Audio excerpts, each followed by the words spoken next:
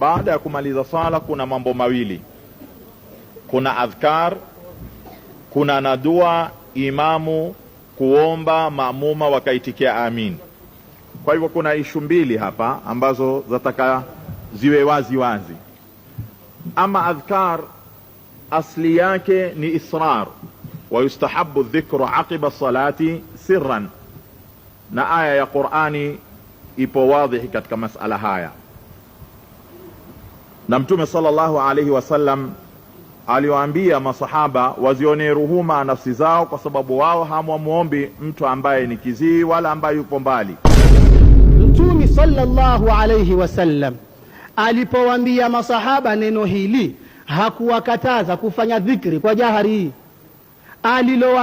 Aliwaambia fanyeni upole na wala tajhadu anfusakum, wala musizipe dhiki, musizipe tabu nafsi zenu mpaka mkapiga kelele kiasi cha kupwerewa na sauti. Mtume sallallahu alayhi wasallam aliwajibisha masahaba siku moja wakati walipoinua sauti zao kwa dua. Sikiliza kaulu Rasul sallallahu alayhi wasallam. Mtume akisema kuambia wao, ya ayuhan nas arbi'u ala anfusikum, arbi'u ala anfusikum, arbi'u ala anfusikum.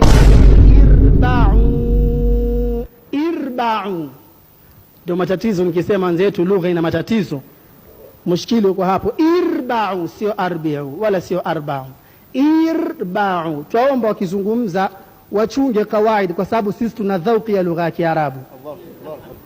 Wa fi riwaya li Muslim, walladhi tad'unahu aqrabu ila ahdikum min unuqi rahilati ahdikum. Masahaba walipoinua sauti, Mtume sallallahu alayhi wasallama aliwafundisha namna ya kuomba kwa kuwaambia, nyinyi munamuomba mtu ambaye anasikia, mtu ambaye uko karibu, hamumuombi mtu ambaye ni kiziwi, ametukuka kwa jina lake na yani heshima yake iko juu. Na katika riwaya, nyinyi mwamuomba ambaye uko karibu kuliko mmoja wenu, yani munamuomba ambaye uko karibu yenu hata zaidi kushinda, yani min unuqi rahilati ahdikum, kuliko ukaribu wa shingo, mtu kuweko karibu ya shingo ya mnyama wa mmoja wenu. Jambo la pili, nataka kujibu ile hadithi iliyotolewa na ndugu zetu kwamba Mtume salawatullahi wasalamuhu alayhi aliwaona masahaba wafanya dhikri, waomba dua kwa sauti kubwa. Masahaba kama wale wakawa jiumiza. Mtume salawatullahi wasalamuhu alayhi akawaambia irba'u. Nitanukulu maneno ya Al-Hafidh Ibn Hajar Al-Asqalani.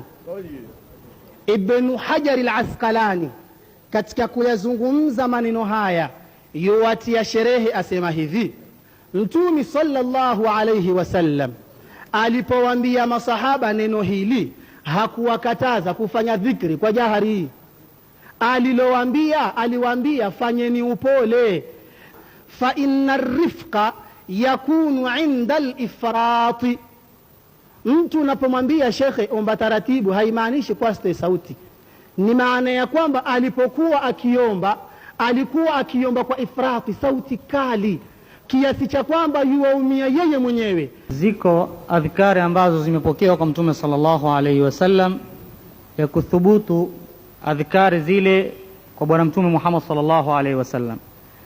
Kuna adhkari nyingine ambazo sijui ni adhkari nini, takuta tupigiwa kelele, mmoja apiga kelele ila hadratil Muhammadil Mustafa al-Fatiha, tuende kazi. Hiyo sijui ameitoa wapi. Kwa hivyo kama wana hadithi sahihi ya kueleza kwamba hili limepokewa kwa Mtume sallallahu alaihi wasallam, jamaa watatuambia. La, kama hakuna nao pia watatuambia, wallahu aalam. Ndugu yetu ambaye ameona tunaposema al-Fatihata ila hadratin nabiyyi kuwa ni jambo kubwa, ni jambo ambalo lastahili kutajwa mahali kama hapa. Naamini na naitakidi lau angelikuwa ana qadamun rasikhun fi lughati al-arabiyya, lau angelikuwa ana unyayo uliokita katika lugha ya Kiarabu, angeliona aibu kulitaja. Kwa sababu unaposema al-Fatihata ila hadarati nabii kuna maf'ulun muqaddam ambaye fiili yake imeondoshwa. Ni masala mwanafunzi wa alfaslul khamis kwetu yajua. Kwa ajili hiyo masala haya sitie mushkili. Ukitaka sema al-Fatihata ila hadarati nabii sawa, ukitaka sema wa ila hadarati nabii Muhammadin al-Mustafa al-Fatihata ni sawa. Ni masala ya kilugha, na walillahi alhamdu. Tuwashukuru mashekhe zetu wametusomesha tukasomesheka. Mwenyezi Mungu inshallah atawalipa kila la kheri, kwa sababu tuelewa tunaposoma Kiarabu tusema nini. Pana hii hadithi ambao iko katika Sunan ad-Darimi ambao kulitokea imam kwa ufupi kulingamana na hali ya wakati. Ilikuwa baada ya swala, huyu imam ana desturi ya kuwaambia wale maamum sabihu 10 au 100, kuwapa amri leteni tasbih. Jamaa wakileta tasbihi kwa jamaa, kabiru vile vile wakileta takbir kwa jamaa. Ala kulli hal, baada dhalik kuna sahaba mtukufu Abdullah ibn Mas'ud ambaye ni tilmidhu Rasulillah sallallahu alayhi wasallam, aliwahi kuona hali hii. Baada dhalik wakaenda katika msikiti huu wa hawa jamaa wanaoleta bid'a kama hii, wakasema wallahi nyinyi munaipiga vita sunna ya mtume Muhammad sallallahu alayhi wasallam. Riwaya inasema ya kuwa hawa jamaa Abdullah ibn Mas'ud radhiallahu anhu hata aliwafukuza katika msikiti. Kwa nini? Kwa sababu wameleta jambo ambalo ni kinyume na mafunzo ya mtume Muhammad sallallahu alayhi wasallam. Twende katika hadithi ya Ibn Mas'ud radhiallahu ta'ala anhu. Tumeambiwa kuwa Ibn Mas'ud aliingia msikitini akawaona watu wafanya dhikri baada ya swala. Ibn Mas'ud akawakataza, na tukaambiwa kwamba aliwafukuza haswa msikitini. Muangalia al-Imam Suyuti aijibu hadithi hii, asema hivi. Imekuja riwaya وقال السيوطي ردا على من قال إن ابن مسعود رضي الله عنه نهى قوما كانوا يذكرون الله في المسجد حتى أخرجهم منه. قال الإمام السيوطي أيليز حديثه أسمى هذا الأثر عن ابن مسعود يحتاج إلى بيان سنده. أثره يتكوانza ielezwe sanadi yake kwa namna gani. Ni katika zile sanadi zilizotuambia kuwa huko mapipani au zile ambazo kwamba huelitoka katika sahani. Wataka watueleze sanadi yake na wala wasiruke huku wala huku. Kisha akasema tena wa ila bayani man akhrajahu min al-a'immati al-huffadh fi kutubihim. Katika al-a'immatu al-huffadh ni nani aliyeitoa isnadi ya hadithi hii katika vitabu vyao. Kisha atuambie wa kaifa akhrajahum min al-masjidi wa mana'ahum an dhikri llahi wa huwa ya'lamu anna mani'a dhikri llahi fi al-masjidi min adhlami al-ibad. Yeye Ibn Mas'ud atawatoaje watu msikitini, na ila hali yeye yajua kwamba mtu dhalimu zaidi, mtu mbaya zaidi ni yule atakayewatoa watu katika msikiti, na ila hali wao waleta dhikri ndani ya msikiti. Akaleta hadithi aya wa man adlamu mimman mana masajid Allahi an yudhkara fiha ismuhu wa sa'a fi kharabiha.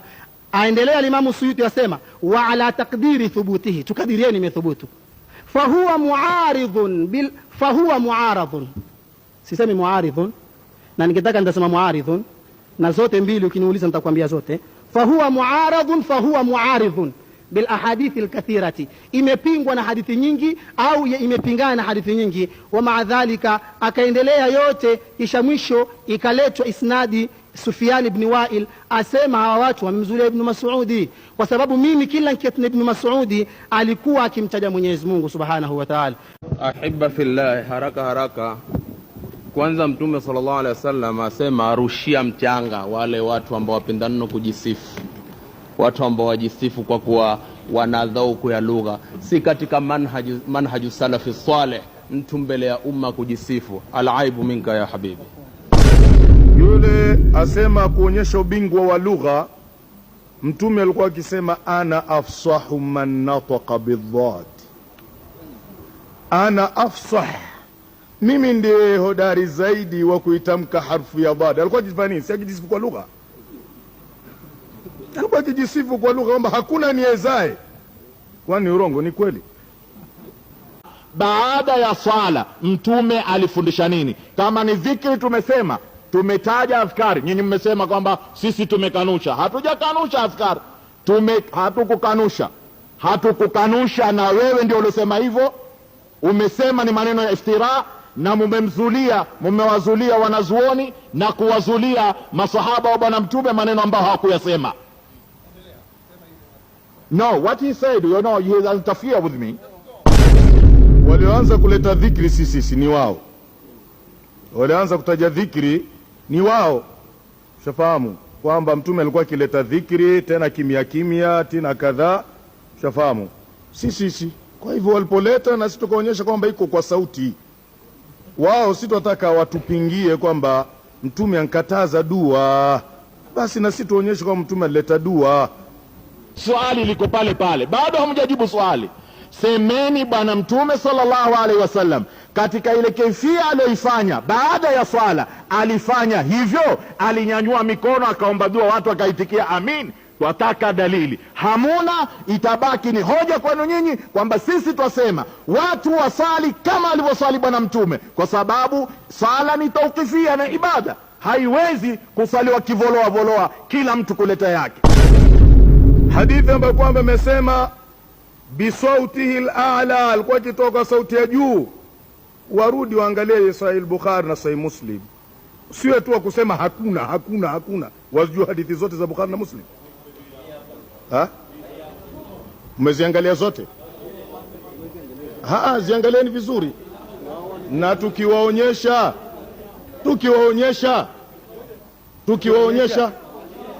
mtakubali kwamba yafaa. Ngoja tukiwaonyesha mtakubali yafaa. Wewe nyamaza wewe humo wewe humo.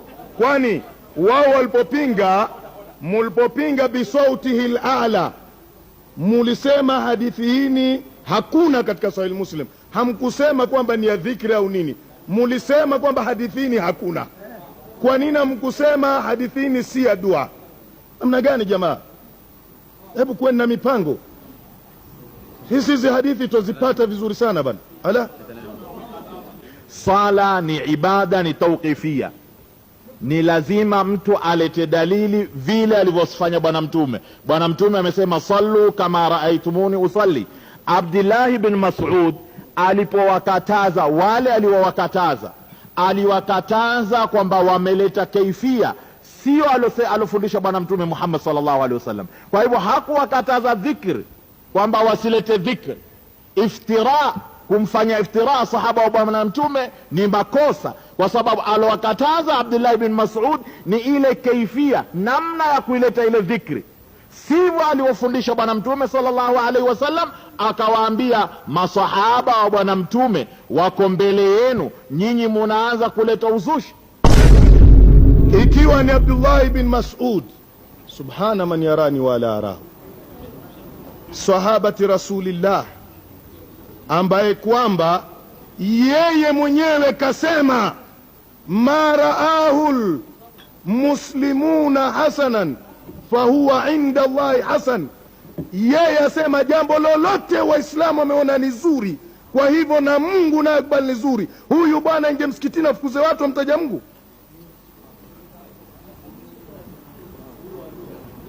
Yeye anaenda kusema maneno kama haya.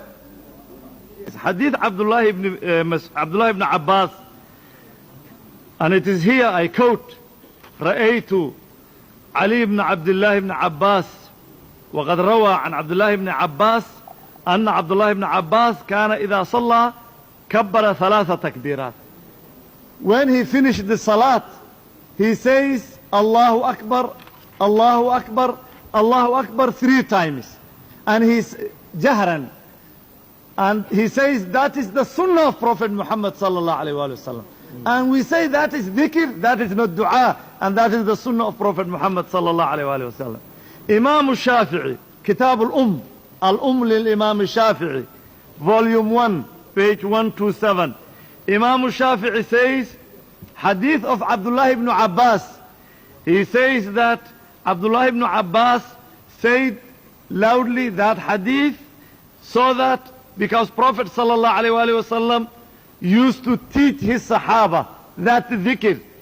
ثم يسر. After that, Imam Shafi'i says Prophet sallallahu alaihi wasallam never said it loudly. That is the dhikr. Sauti iko kwa dhikri na kwa dua iko, na wamemtaja Imamu Shafi kwa kuonyesha kwamba Imamu Shafi alikuwa haungi jahri kwa dua, na Imam Shafi madhhabi yake ndio yenye kujirisha dua. Sisi ngekuwa amekataza tungekuwa watu wa kwanza kukatazika, na humzulia Imam Shafi mama ambayo kwamba haifai. The two hadiths which the brother mentioned now. The first hadith, أكثروا ذكر الله حتى يقولوا مجنون. That hadith is not even weak, it is matruk. The second hadith here, أكثروا ذكر الله حتى يقول المنافقون إنكم مراؤون. This hadith, Ibn al-Jawza is the one who reported, and it is mursal. The hadith is in Ahmad fi Kitab az-Zuhd. Both hadiths are matruk. Hadithi ambayo tumeeleza kwamba kutoa sauti tangu wakati wa Mtumi ilikweko, na tulisomewa hapa hadithi mbalimbali ya Abdullah ibn Abbas, na kama alivyosema shekhe wetu alikuja, hadithi mbili zile ni dhaifu, na ndo lugha mambo yale kikaba ko lazima useme dhaif, useme na mursal upate kujitoa. Mtume sallallahu alaihi wasallama kana yakulu, sikiliza vizuri, kana yakulu, alikuwa kiomba dua dubura kulli salat, Allahumma la mani'a lima a'taita. Ni dhikri, ni dua hiyo. Wala mu'tiya lima mana'ta, wala yanfa'u dhal jadd minkal jadd. Je, now come to the ayah, وَمَنْ أَظْلَمُ. This ayah they mentioned, the most aggressive insan on earth is the one who do bid'ah in a mosque. That is the zalim is the one who do bid'ah, who deviate Muslims, who start do things. Mosque is for what Prophet sallallahu alaihi wasallam used to do. وَمَنْ أَظْلَمُ مِمَّنْ مَنَعَ مَسَاجِدَ اللَّهِ. Man adhlamu, hata kwa Kiswahili wajua inaje ufasiri lugha. Min man manaa, manaa ni kuzuia. Yule asema kuzuia bid'a. Bid'a ni kumtaja Mwenyezi Mungu. Alhamdulillah, kisema la ilaha illa Allah ni bid'a, kwa kwamba ilikuwa ikiletwa mbele ya Mtume sallallahu alaihi wasallam. Ndugu Islam, nafikiri katika ibada ni tawqifia, na mwendo wa Mtume uko wazi. Yeye aliswali mbele ya masahaba mpaka kufa kwake, na masahaba makhalifa wakamfuata. Ilikuwa dua kila mtu akijiombea mwenyewe, kwa sababu pia kila mtu ana shida zake, yangu si yako na yule si yule. Kwa hivyo na waomba wenzetu wa upande mwingine ni kwamba wanapozungumza pia wasichanganye mambo mengi. Swali letu ni dua ya imamu kuombea mamumu waitikie baada ya swala. Tukizungumza tuende moja kwa moja kwa ile swali, tusichanganye hili na hili kwa kota. Tuzungumzie kusihi kwa dua ya imamu kuombea maamuma baada ya swala kwa dalili zake, kwa sababu sisi tupinga kabisa, si sunna ya Mtume kuomba imamu baada ya swala kuombea dua maamuma waitikie, bali ya sunna yako mbali, lakini hiyo si sunna wala si mwongozo wa Bwana Mtume sallallahu alaihi wasallam. Wallahu aalam. Masala ya tawqifia, kuna ibadatun mufassala, hayo ni tawqifia, hafai mtu kuzidisha chochote. Ukisema adhuhur ni raka 4 ni raka 4, huwezi ukasema mimi leo nina nishati na nguvu nitaswali 6. Al-asri ni 4, huwezi kuongeza. Mwezi wa Ramadhani unafungwa Ramadhani, huwezi ukasema mimi leo nina nishati nitaanza mapema kabla. Kwa hiyo hayo masala ya wajib. Masala yanayozungumzwa ni baada ya swala. Baada ya swala huwa watu washatoka ndani ya swala. Kwa hiyo sallu kama raaitumuni usalli, min at-takbir ila at-taslim, swala ishakwisha hapo, tawqifia imekwisha. Tawqifia hapo huwa ishamalizika, tawqifia imekwisha, yaliyobakia ni ya sunna, ni ya ibaha na mengineyo. Sasa basi, suala la ndugu zangu nataka niwaelewe na munijibu, alafu ndo nijibu hili swali. huku kuomba dua kuitikia amin, nyinyi mnapinga baada ya swala ama ni wakati wowote? Kwanza nitakufahamu hivyo. Masala ya imamu kuomba dua, hii ndio pahali ambapo pana matatizo au tofauti, ni kwamba imamu aombe watu waitikie amin. Je, hivi ilipokewa kwa bwana mtume Muhammad sallallahu alaihi wasallam? Mtume sallallahu alaihi wasallam kana idha faragha min as-salat qala Allahumma ighfir li ma qaddamtu wa ma akhartu wa ma asrartu wa ma a'lantu wa ma asraftu wa ma anta alam bihi minni anta al-muqaddim wa anta al-muakhir la ilaha illa anta. Ni dua nini hiyo? The brothers here mix it between dhikr and dua. Even Sheikh Badru said, Prophet sallallahu alaihi wasallam used to say, Allahumma ighfir li. He is contradicting himself, because Prophet say, oh Allah, forgive me. Oh Allah, give me rahmah. Never said, Allahumma ighfir lana. This is what he said now. Yule asema kwamba mtume alikuwa asema Allahumma ighfir li, ina maana alikuwa akijiombea peke yake. Shafahamu? Basi mtume alikuwa baada ya sala asema Allahumma anta salam wa minka salam fahayyina rabbana bisalam. Fahayyina. Je, hii nayo pia dhaifu? Hayo ilikuwa ni yake. Shafahamu? We say after the mosque, we sit half an hour. You say Subhanallah 33 times, Alhamdulillah, Allahu Akbar, La ilaha illallah. You say La ilaha illallah. So many adhkar, Allahumma anta rabbi, La ilaha illa anta khalaqtani. But what we were talking about is what? What we were talking is ad-du'a jahran ba'da salat by the imam. They failed to mention any single hadith, instead of going beating around the bush. Wallahu a'lam. Tulikuwa tumeketi mbele ya mtume sallallahu alaihi wasallam, hadithi iliyopokewa na Shaddad ibn Aus, idh qala, kasema, irfa'u aydiyakum, inweni juu mikono yenu, qulu la ilaha illa Allah fafa'alna, inweni mikono museme la ilaha illa Allah, tukafana.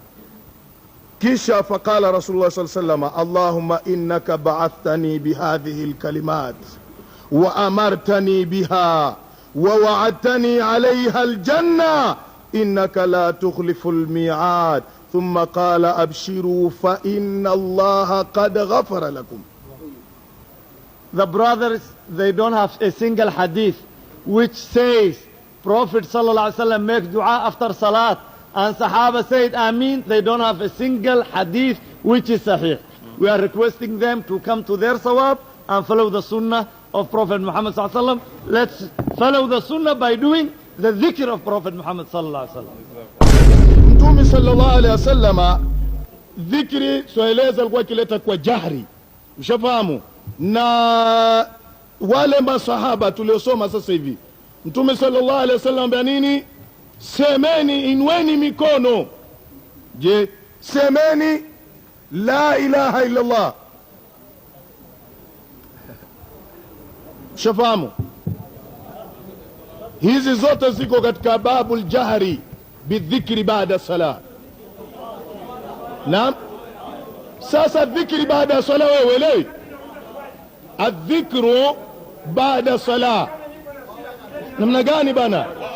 Sallu kama raaitumuni usalli, tekelezeni sala kama vile mlivyoniona mimi natekeleza sala. Kwa hivyo maneno ya salaf ridwanullahi ta'ala alaihim wote wameonelea kuwa sawa ni kufuata alivyofundisha bwana mtume katika masala haya, wala sio kufuata awami nasi, kwamba mtu baada ya swala anazunguka akaombea zile adhkari ambazo ndizo sunna mtu kuzileta baada ya swala. Watu wengi wanaziacha, sababu imamu akisema rabbana atina fid dunya hasana wa fil akhirati hasana, wale watu wote wanainuka wanakwenda zao. Dalili ya tahrim, hakuna dalili ya kuharamisha kwamba imamu akimaliza swala asilete dua. Hakuna dalili ya tahrim. Kuna maana wakati ukisema kwamba dalili ya kuharamisha ni mtume asema sallu kama raaitumuni usalli, kwani watu wakitoa dua huwa katika swala au wako nje ya swala?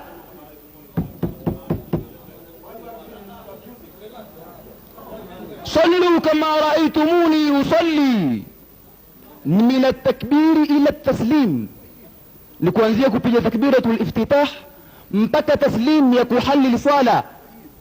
Ukifanya dalili hii ndio dalili ya tahrim wa imamu asilete dua baada ya swala, haingia kilini. Qad tunkiru al-ayn daw ash-shams min ramadin wa yunkiru al-famu ta'ma al-ma'i min saqami. Suala liko pale pale, mumezungumza wengine wakitumia lugha za kimatusi, lakini hayo sio teolojia hapa. Twajua mumefundishwa mengi na mengi sana, lakini kitu tunachokitaka ni kuwa tahariri mahali niza. Baada ya swala mtume alifundisha nini? Hakuna dalili ya kuharamisha wala ya kusema kuwa mtu yapata madhambi baada ya kumaliza swala. Mtu ashaleta adhkar zilizosuniwa kwa siri kwa dhahir kama tulivyoeleza, baada yake imamu akaleta dua, watu wakaitikia amin. Mtu kama ana dalili sasa hivi nidhihirishe kwamba mtume alayhi salam ameharamisha hili na ukifanya upata madhambi, naja. Mimi najibu swali hiyo ya kwamba Sheikh asema ataka dalili ya mtume kukataza yani hiyo dua ya jamaa baada ya swala. Ndugu Islam, tufikiria na kutamani tuangalie haki. Mtume akataze vipi dua ya swala wakati yeye hakuileta baada ya swala, imamu wakaitikia, wala hakuna aliyeleta kwenye maswahaba kisha mtume amkataze? Jamaa, tusitembee mtikavu, tunge baharini, jazi ende mtikavu jamaa. Mtume akataze kitu gani utakataza na hakijapatikana? Mtume sallallahu alaihi wasallam hakuileta, yeye hakuileta kwa jamaa, kila mtu akiombe mwenyewe. Hakuna sahaba alileta akakataza. Asalamu alaykum. Abi Huraira asema Mtume sallallahu alayhi wasallam, inna lillahi sayyaratu min almalaika idha marru bihilaqi dhikri, wakati wakipita watu wamdhukuru Mwenyezi Mungu muomba, qala ba'dhuhum li ba'dhin, hunena baadhi yao kuambia baadhi yao, uqudu kaeni, fa idha da'a alqawmu, wale jamaa wakiomba wakati gani? Wakati wote. Hakuna takhidi za fulani hapa mifungwa, hakuna. Ufanya nini malaika? Amanu ala du'aib, huwa wakiitikia amin.